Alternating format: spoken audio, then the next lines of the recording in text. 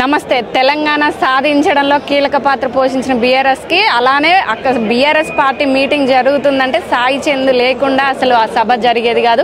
సాయి చంద్ గారి సతీమణి గారు రజనీ గారు మనతో ఉన్నారు. అక్క నిజంగా కూడా బీఆర్ఎస్ మీటింగ్ కంటే ముందు వచ్చే ప్రజలకి అసలు ఆలస్యమైందనేది తెలియకుండా అన్న పాట అనేది ఉర్రూతలిగించేది. తెలంగాణ సాధించడంలో కూడా ఆయన పాటలు చాలా కీలక పాత్ర పోషించింది. ఈరోజు ఈ సభ ఎలా అనిపిస్తుంది?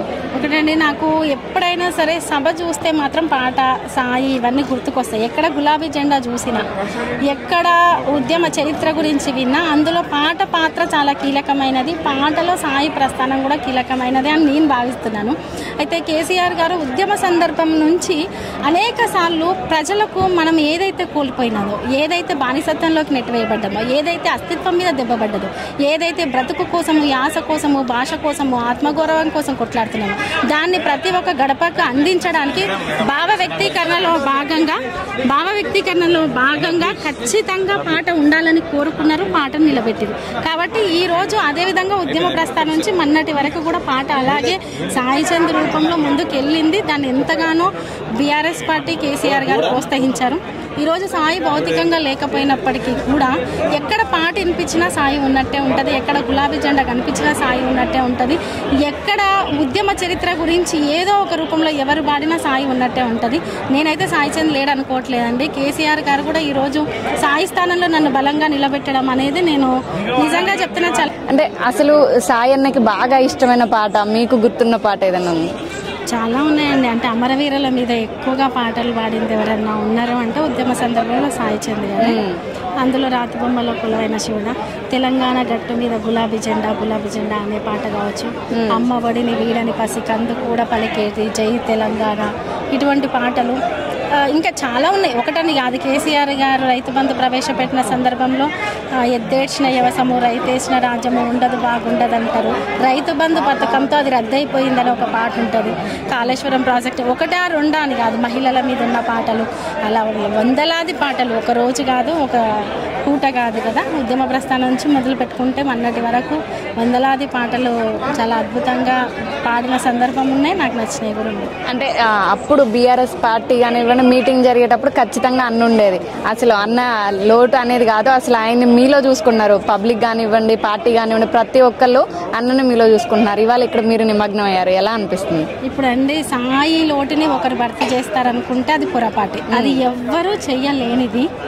అంటే ఎవరి పాత్ర వాళ్ళదే. కాకపోతే ఏంటంటే సాయి స్థానంలో అంతే గౌరవాన్ని నాకు ఇస్తూ నిలబెట్టడం అనేది నన్ను ఆ గౌరవంతో చూస్తున్న వాళ్ళ గొప్పతనం అని నేను ఫీల్ అవుతాను. ఎందుకంటే ఒక సాదాసీదా గృహిణి అప్పటి వరకు ఎటువంటి సందర్భంలోనూ భర్త చాటున మాత్రమే ఉన్న మహిళలుగా నాకు ఒక ధైర్యాన్ని ఇచ్చి ముందుకు నడిపించి, ఈ గులాబీ జెండా నీకు అండగా ఉంది, నువ్వు అడుగులేయి, ఒక మహిళగా నువ్వు ఇంటికి మాత్రమే పరిమితం కాదు, అంబేద్కర్ గారు ఇచ్చిన రాజ్యాంగంలో భాగమైన ఓటు హక్కే కాదు, సమానత్వ హక్కు, రాజ్యాధికార హక్కు, అన్ని హక్కుల్లో భాగంగా నువ్వు బయటికి అడిగేయాలి, మేము అండగా నిలబడతామని చెప్పి తెలంగాణ సమాజంలో ముఖ్యంగా గులాబీ జెండా కేసీఆర్ గారు ఈ శ్రేణులు అంటే తమ్ముళ్ళు అనుకోండి, నన్ను వదినమ్మ అని పిలిచేలా వందలాది మంది ఇచ్చిన ప్రతి ధైర్యాన్ని నేను ఎప్పటికీ ధైర్యము, గౌరవాన్ని. మీరు అన్నట్టు కూడా అప్పటి వరకు కూడా సాయి చంద్ వైఫ్ అనేది పార్టీ శ్రేణులకి, కేసీఆర్ గారికి దగ్గర వాళ్ళకి తెలుసు, పబ్లిక్ అనేది తెలియదు. మీరు ఒక్కసారిగా ఇళ్ళకి రావడం, వాళ్ళ రిసీవింగ్ ఇప్పటి వరకు కూడా మీతో ఉంటున్నారు. అందరూ ఎక్కడికి వెళ్ళినా అదే వాల్యూ ఉంటుంది. ఈ రాజకీయాలు ఎట్లా అనిపిస్తుంది?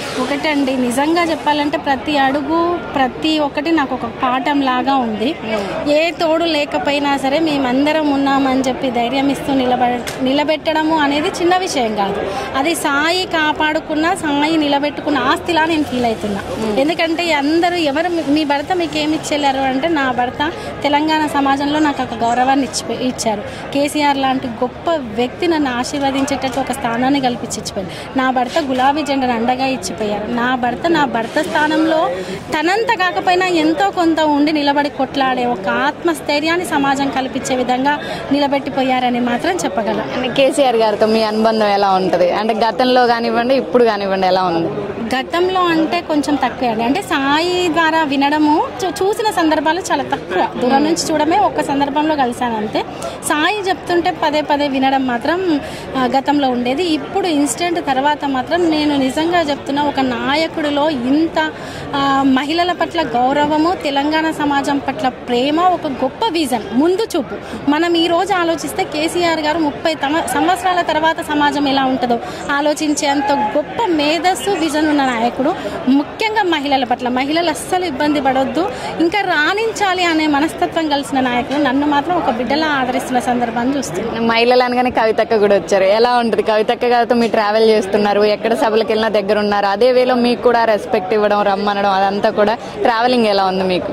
అక్క ఎప్పుడు వెళ్ళినా పలకరించడము, ధైర్యం చెప్పడము, ఇన్వాల్వ్ చేయడము కార్యక్రమాల్లో, నీకంటూ ఒక గుర్తింపు వచ్చే విధంగా నువ్వు రాజకీయంగా ఏదో ఒక రకంగా అడుగులు వేయాలని ప్రోత్సహించడం. అంటే చిన్న విషయం ఏం కాదు, అది ఒక రోజు చెప్తే మాట అయింది, నిరంతరం చెప్తే అదే మనల్ని నడిపించే తీరైద్ది.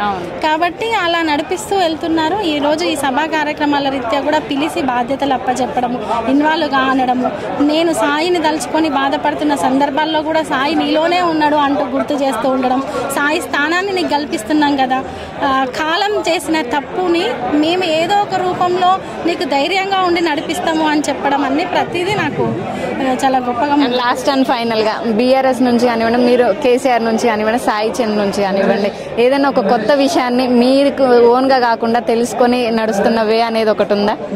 ఖచ్చితంగా ఉందండి. ఎందుకంటే అప్పటి వరకు కుటుంబమే నా ప్రపంచం, ఈరోజు సమాజమే ప్రపంచం అనే విధంగా మాత్రం నేను సాయి తర్వాత నేర్చుకున్నాను. స్వార్థం అంటే వ్యక్తిది కాదు, స్వార్థం అంటే వ్యవస్థది అని నేర్చుకున్నాను. వ్యవస్థలో జరిగిన ప్రతి మంచిని స్వార్థంతో చూడు, మంచిలో అంటే 10 మందికి జరిగే శ్రేయస్కరాన్ని నువ్వు గొప్పగా ఫీల్ అవ్వు అని చెప్పేదాన్ని నేర్చుకున్నాను. ఇక కేసీఆర్ సార్లో అయితే చాలా నేర్చుకోవచ్చండి. 1 గంట మాట్లాడితే మనం ఒక పెద్ద లైబ్రరీని, ఒక పుస్తకాన్ని చదివినట్టే ఉంటుంది. అంటే సార్ చెప్పే ప్రతి విషయంలో అంత దూరదృష్టి ఉంటుంది. అలా ప్రతి అంశాన్ని ప్రతిరోజు నేర్చుకుంటూనే ఉన్నాను. అంతెందుకు, ఇప్పుడు మీరు కలిస్తే మీ నుంచి కూడా ఒక విషయాన్ని నేర్చుకునే సందర్భాన్ని, అంటే ప్రతి మనిషి నుంచి కూడా, పలకరింపు నుంచి, కొన్నిసార్లు ఎదురయ్యే ఎదురు దెబ్బల నుంచి, కొన్నిసార్లు హీనంగా చూసే వాళ్ళ నుంచి, అన్నిటి నుంచి జీవితం చాలా పాఠాలు నేర్పుతుంది, నేర్పిస్తుంది. మరి ఎందుకు నేర్పిస్తుందో తెలియదు. ఈ సిల్వర్ జూబ్లీ ఎలా అనిపిస్తుంది ఇక్కడ మీకు? ఇలా 25 సంవత్సరాలు బీఆర్ఎస్ పార్టీ సిల్వర్ జూబ్లీ చేసుకోవడం, వరంగల్కి రావడం ఎలా అనిపిస్తుంది? నేను వరంగల్కి మహాగర్జన సందర్భంగా వచ్చానండి. అప్పుడు మా పెళ్లి కాలేదు, 2009లోనో 10లోనో వచ్చాను. 5 జనాల మధ్యలో కిందుండి కేసీఆర్ గారి సభ గురించి అంటే మాటలు విన్నాను, సాయి చంద్ పాటలు కూడా విన్నాను. ఆ తర్వాత 1000 స్తంభాల గుడికి వెళ్ళి దర్శనం చేసుకొని నా వెహికల్లో నేను వెళ్ళిపోయాను. తర్వాత మళ్ళీ ఈరోజు సాయి లేకుండా ఓన్లీ గులాబీ జెండాలో మాత్రమే సాయం చూసుకొని వరంగల్ సభకు అడుగు పెట్టాను. Okay, thank you.